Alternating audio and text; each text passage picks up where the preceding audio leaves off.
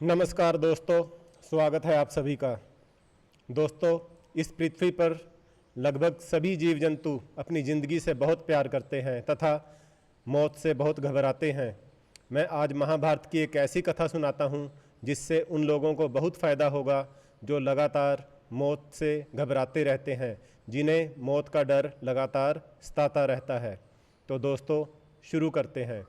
दोस्तों, महाभारत की कथा के अनुसार जब पृथ्वी पर धर्म की स्थापना के लिए श्री कृष्ण जी ने जन्म लेना था, तो सभी देवी देवताओं ने श्री कृष्ण जी की लीला देखने के लिए तथा उनकी सहायता करने के लिए यह निर्णय लिया कि वे या तो स्वयं धरती पर जन्म लेंगे या अपने अंश या अपने पुत्रों को पृथ्वी पर भेजेंगे, जैसे इंद्र के पुत्र अर्जुन, सूर्य के पुत्र कर्ण इत्यादि। ऐसे में चंद्रदेव पीछे हट रहे थे। वह ना तो स्वयं और ना ही अपने पुत्र को पृथ्वी पर भेजना चाहते थे। दोस्तों, चंद्रदेव के पुत्र का नाम वर्चा था। वह बहुत ही सुंदर था। चंद्रदेव अपने पुत्र को बहुत प्रेम करते थे तथा उससे अपने से जुदा नहीं करना चाहते थे। दोस्तों, चंद्रदेव का विचार था कि पृथ्वी पर जीवन बहुत कष्टकारी होता है। ऐसे में वह ना तो स्वयं और ना ही अपने पुत्र को पृथ्वी पर कष्ट झेलने के लिए भेजना चाहते थे, परंतु सभी देवी देवताओं के बार बार आग्रह करने पर चंद्रदेव अपने पुत्र वर्चा को पृथ्वी पर भेजने के लिए राजी हो गए। परंतु इसके लिए उन्होंने 2 शर्तें रख दी। उनकी पहली शर्त थी कि उनका पुत्र पृथ्वी पर थोड़े समय के लिए रहेगा, अर्थात उसकी उम्र छोटी होगी। वह सिर्फ 16 साल के लिए पृथ्वी पर रहेगा, उसके बाद वह वापिस आ जाएगा। चंद्रदेव की दूसरी शर्त थी कि महाभारत के युद्ध में एक दिन पूरी तरह से उनके पुत्र के नाम होगा। उस दिन कोई भी योद्धा उसके पुत्र का मुकाबला नहीं कर पाएगा तथा चारों तरफ उनके पुत्र की वीरता और पराक्रम की जय जयकार होगी। सभी देवी देवताओं ने चंद्रदेव की यह दोनों शर्तें मान ली। इसके बाद चंद्रदेव ने अपने पुत्र वर्चा को पृथ्वी पर भेजने के लिए सहमति प्रदान करी। दोस्तों, यदि आप चंद्रदेव की शर्तों पर ध्यान दें तो आप पाएंगे कि चंद्रदेव ने अपने पुत्र के लिए आयु तो छोटी परंतु काम बड़ा मांगा ताकि उनका यश चारों तरफ फैले। दोस्तों, चंद्रदेव के पुत्र वर्चा ने पृथ्वी पर अभिमन्यु के रूप में जन्म लिया। उनके पिता का नाम अर्जुन तथा माता का नाम सुभद्रा था। सुभद्रा श्री कृष्ण जी तथा बलराम जी की बहन थी। कहा जाता है कि अभिमन्यु ने चक्रव्यूह तोड़ना माता सुभद्रा के गर्भ में ही सीख लिया था। महाभारत के युद्ध के समय अभिमन्यु की उम्र सिर्फ 16 साल थी। कौरव सेना महाभारत के युद्ध में लगातार पराजित हो रही थी तथा उनके प्रमुख सेनापति भीष्म पितामह बाणों की शैया पर लेट चुके थे। ऐसे में गुरु द्रोणाचार्य जी को प्रमुख सेनापति बनाया गया। कौरवों की लगातार हार से दुर्योधन परेशान हो चुका था। ऐसे में उसने गुरु द्रोण जी से कहा कि वह चक्रव्यूह की रचना करें तथा युधिष्ठिर को बंदी बना लें। तब गुरु द्रोण जी ने कहा कि अर्जुन के होते हुए चक्रव्यूह की रचना का कोई खास फायदा नहीं होगा, क्योंकि वह चक्रव्यूह तोड़ना जानता है। ऐसे में कौरव सेना के योद्धाओं ने यह निर्णय लिया कि सुशर्मा अर्जुन को युद्ध के लिए ललकारेगा तथा जानबूझकर पीछे हटता हुआ अर्जुन को युद्ध मैदान से दूर ले जाएगा। योजना के अनुसार युद्ध के 13वें दिन सुशर्मा अर्जुन को युद्ध के लिए ललकारता है तथा उस पर भद्दे भद्दे तंज कसना शुरू कर देता है, जिससे अर्जुन को क्रोध आ जाता है तथा वह अपना रथ सुशर्मा के पीछे लगा देता है। सुशर्मा जानबूझकर पीछे हटता रहता है तथा अर्जुन को युद्ध के मैदान से बहुत दूर ले जाता है। इसके बाद गुरु द्रोण चक्रव्यूह की रचना कर देते हैं, जिससे पूरी पांडव सेना सकते में आ जाती है, क्योंकि अर्जुन के सिवाय चक्रव्यूह तोड़ना किसी को नहीं आता था। तब ऐसे में अभिमन्यु आगे आता है तथा बताता है कि वह चक्रव्यूह के 6 द्वार तोड़ना जानता है, परंतु 7वां द्वार तोड़ना उसे नहीं आता। अभिमन्यु बताता है कि जब वह अपनी माता सुभद्रा के गर्भ में था तो एक दिन उनकी माता सुभद्रा उनके पिता अर्जुन जी से पूछती है कि चक्रव्यूह को कैसे तोड़ते हैं। इस पर अर्जुन सुभद्रा को चक्रव्यूह तोड़ने की विधि बताने लगते हैं। अभी अर्जुन ने सिर्फ 6 द्वार तोड़ने की विधि ही बताई थी कि सुभद्रा को नींद आ जाती है और वह सो जाती है, जिसके बाद अर्जुन वह विधि बताना बंद कर देते हैं। इस प्रकार अभिमन्यु को सिर्फ 6 द्वार तोड़ने की कला ही आई। वह सातवां द्वार तोड़ना नहीं जानता। अभिमन्यु की यह बात सुनकर सभी पांडव यह निर्णय करते हैं कि वे सब अभिमन्यु के साथ चक्रव्यूह में प्रवेश करेंगे तथा 6 द्वार तोड़ने के बाद 7वां द्वार तोड़ने के लिए वहां पर घमासान युद्ध करेंगे। इस प्रकार अर्जुन की अनुपस्थिति में बाकी सभी पांडव तथा दूसरे योद्धा अभिमन्यु के साथ चक्रव्यूह तोड़ने के लिए आगे बढ़ते हैं। चक्रव्यूह के प्रमुख द्वार पर जयद्रथ खड़ा था। अभिमन्यु जयद्रथ को पराजित कर देता है तथा चक्रव्यूह के अंदर प्रवेश कर जाता है, परंतु भगवान शिव के वरदान की कृपा से जयद्रथ बाकी 4 पांडवों को पराजित कर देता है तथा वह किसी को भी चक्रव्यूह के अंदर प्रवेश नहीं करने देता। चक्रव्यूह के अंदर प्रवेश करने के बाद अभिमन्यु वापस मुड़कर देखता है कि कोई भी योद्धा चक्रव्यूह के अंदर उसके साथ नहीं आया। ऐसे में उसका सारथी उससे पूछता है कि अब क्या करना है। तब अभिमन्यु कहता है कि वह अकेला ही चक्रव्यूह को तोड़ देगा और अपने सारथी से कहता है कि जैसे जैसे वह कहे उस दिशा में रथ को आगे बढ़ाता रहे और ध्यान रहे कि रथ की गति धीमी ना होने पाए। इस प्रकार अभिमन्यु तेज गति के साथ कौरव सेना पर आक्रमण करता है तथा गुरु द्रोण, कृपाचार्य, कर्ण, अश्वत्थामा, दुर्योधन जैसे बड़े बड़े योद्धाओं को हराता हुआ चक्रव्यूह के 6 द्वार तोड़ देता है। इस दौरान अभिमन्यु दुर्योधन के पुत्र लक्ष्मण का वध कर देता है। अपने पुत्र लक्ष्मण के वध से दुखी दुर्योधन क्रोधित हो उठता है तथा सभी योद्धाओं को हुक्म देता है कि सभी मिलकर अभिमन्यु का वध कर दें। इस प्रकार सभी कौरव योद्धा एक साथ अभिमन्यु पर टूट पड़ते हैं।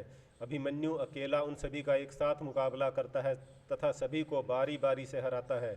बड़े बड़े योद्धा जैसे गुरु द्रोण, कृपाचार्य, कर्ण जैसे योद्धा जो जिंदगी में कभी भी किसी से नहीं हारे थे, वो बार बार अभिमन्यु के हाथों हार देखते हैं।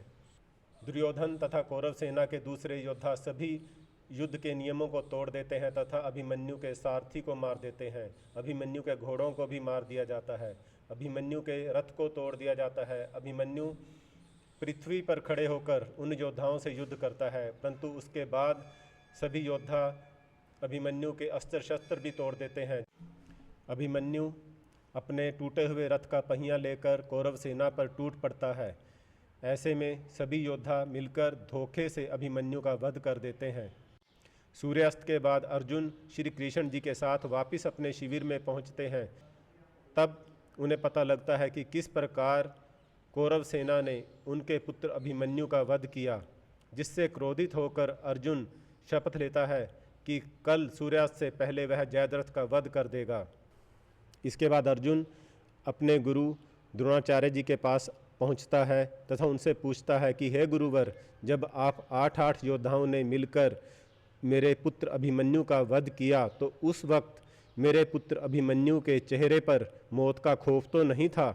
इस पर गुरु द्रोण जी कहते हैं कि नहीं पुत्र, आज युद्ध के मैदान में सिर्फ एक ही योद्धा सिंह के समान घूम रहा था और वह था अभिमन्यु। बाकी हम सब तो भेड़ बकरियों के समान थे।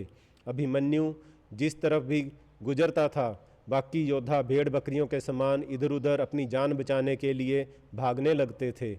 अभिमन्यु के चेहरे पर मौत का कोई खौफ नहीं था। मौत का खौफ तो उस योद्धा के चेहरे पर आ जाता था जिसकी तरफ वह देखने लगता था, जिस पर वह अपने बाणों की वर्षा करता था। दोस्तों, चंद्रदेव की शर्तों से तथा वीर अभिमन्यु की कथा से यह साफ हो जाता है कि हम लोग पृथ्वी पर सिर्फ कष्ट झेलने के लिए आते हैं और हम यहाँ से छुटकारा भी नहीं पाना चाहते, क्योंकि हमें ज़िंदगी से प्यार होने लगता है। यह भगवान की माया है जिसकी वजह से हमें ज़िंदगी से प्यार होने लगता है तथा मौत का डर हमें हमेशा सताता रहता है। दोस्तों, कई बार हम बड़े बड़े कार्य करने से इसलिए पीछे हट जाते हैं क्योंकि इसमें जान जाने का जोखिम रहता है। हमें लगता है कि यदि यह कार्य करते हुए हमारी जान चली गई तो हम नुकसान में रहेंगे, परंतु ऐसा नहीं है।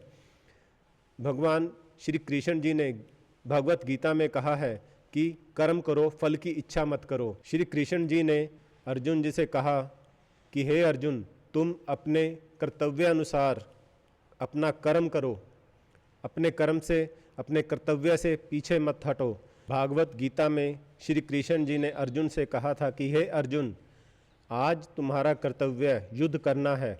यदि तुम अपने कर्तव्यानुसार युद्ध करते हो और जीत जाते हो तो तुम्हें पृथ्वी पर राज मिलेगा, और यदि तुम वीर गति को प्राप्त हो जाते हो तो तुम्हें स्वर्ग मिलेगा। इसके विपरीत यदि तुम अपने कर्तव्य से विमुख होकर इस युद्ध से पलायन करते हो तो पृथ्वी पर तुम्हें अपमान मिलेगा, लोग तुम्हें डरपोक कहेंगे, कायर कहेंगे, युद्ध से भागा हुआ कहेंगे, जो एक वीर योद्धा के लिए मृत्यु से भी बढ़कर है। और मृत्यु के बाद तुम्हें नरक मिलेगा, क्योंकि तुमने अपने कर्तव्य अनुसार कार्य नहीं किया। दोस्तों, यदि आज आपका कर्तव्य आपसे ऐसा कार्य करने को कहता है जिसमें आपकी जान जाने का डर रहता है, जान जाने का जोखिम होता है, तो आपको वह कार्य करना चाहिए, क्योंकि यदि वह कार्य करने में आपको सफलता मिलती है तो पृथ्वी पर आपका सम्मान बढ़ेगा, आपका ऐश्वर्य बढ़ेगा। और यदि आपकी मौत हो जाती है तो इस पृथ्वी से आपको छुटकारा मिलेगा, कष्टों से छुटकारा मिलेगा और स्वर्ग की प्राप्ति होगी। और इसके विपरीत यदि आप वह कार्य नहीं करते तो आप यहाँ पर अपमानित होंगे, धरती पर अपमानित होंगे और मृत्यु के बाद आपको नरक मिलेगा। दोस्तों, यहाँ मैं उन लोगों का एग्जाम्पल देना चाहूँगा जो मृत्यु के डर से अपने घरों से पलायन कर जाते हैं तथा शरणार्थी शिविरों में शरणार्थी बनकर रहते हैं, हर कदम पर अपमान झेलते हैं, लोगों की दया पर जिंदा रहते हैं, भिखारियों की तरह जिंदा रहते हैं। इसके विपरीत यदि वे अपने कर्तव्य अनुसार अपने दुश्मनों से युद्ध करते, मृत्यु का डर छोड़कर अपने दुश्मनों से युद्ध करते, तो हो सकता है वो जीत जाते। उनके दुश्मन डर के मारे खुद मैदान छोड़कर भाग जाते। तो ऐसी स्थिति में उनका घर बार, उनका कारोबार सब उन्हें मिलता, सम्मान उन्हें मिलता। और यदि वे युद्ध में मारे जाते तो इस मृत्यु लोक से छुटकारा मिलता और मृत्यु के बाद उन्हें स्वर्ग लोक प्राप्त होता। दोस्तों, यहाँ मैं यह भी बताना चाहूँगा कि कुछ लोग मृत्यु लोक पर, इस धरती पर कष्टों से बचने के लिए सुसाइड कर लेते हैं, जो गलत है। दोस्तों, जब श्री कृष्ण जी ने इस पृथ्वी पर अवतार लिया था तो सभी देवी देवताओं ने उनकी सहायता करने के लिए तथा उनकी लीला देखने के लिए जन्म लिया था, परंतु हम लोग अपने कर्मों की सज़ा भुगतने के लिए यहाँ पर आए हैं। हमने यहाँ जन्म इसलिए लिया है ताकि हम अपने कर्मों की सज़ा भुगत सकें। यदि हम इस सज़ा से छुटकारा पाने के लिए सुसाइड करते हैं तो यह एक बड़ा गुनाह हो जाएगा। अभी हमारे पुराने कर्मों की सज़ा पूरी नहीं हुई और हम एक नया गुनाह और कर देते हैं। मान लीजिए किसी को सज़ा मिलती है कि वो 10 साल के लिए जेल में रहेगा, अगर वो जेल तोड़ के भाग जाता है तो उसकी पुरानी सज़ा तो एज़ इट इज़ बरकरार है, उसमें नया के जेल तोड़ने की सज़ा और ऐड हो जाएगी, तो उसे छुटकारा नहीं मिलेगा। इस प्रकार यह ध्यान रखना है कि कष्टों से बचने के लिए सुसाइड नहीं करना, अपनी सज़ा पूरी भुगतनी है। तो दोस्तों, मैं उम्मीद करता हूँ कि आपको आज का यह वीडियो अच्छा लगा होगा, और उन लोगों को जिन्हें मौत का डर लगातार सताता रहता है या कोई बड़ा काम करने से सिर्फ इसलिए पीछे हट जाते हैं क्योंकि उसमें जान जाने का जोखिम रहता है, वो उस कार्य को करने के लिए आगे बढ़ेंगे और उस काम को पूरा करेंगे। बोलो जय श्री कृष्ण।